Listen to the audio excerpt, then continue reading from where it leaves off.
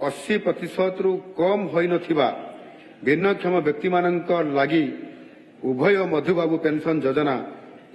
MBPY और जातीय सामाजिक सुरक्षा कार्यक्रम NSAP अधीन सामाजिक सुरक्षा भत्ता को 3,500 टंका को वृद्धि करा वरिष्ठ नागरिक भिन्नक्षम किन्नर और भिक्षुकों समेत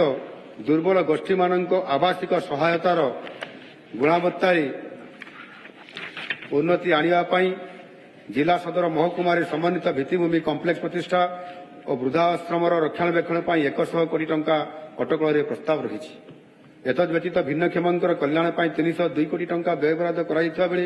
सरकारी प्रतिष्ठान और भित्तिभूमि को सेमानकर यातायात अनुकूल कराइबा 10 कोटी टंका व्ययबराद प्रस्ताव रही निशा सेवनकारी मानकर चिकित्सा पुनर्वास प्रति जिले में निशा निवारण केन्द्र प्रतिष्ठा करा मु एही निशामुक्ति कार्यक्रम 20 कोटी टंका आवंटन प्रस्ताव रखुछि। निशामुक्ति रणनीतिर अंश स्वरूप निशा सेवनकारी शिक्षा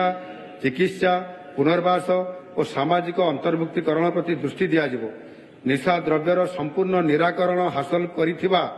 प्रत्येक ब्लॉक को 10 कोटी टंका प्रोत्साहन राशि प्रदान कराजिबो।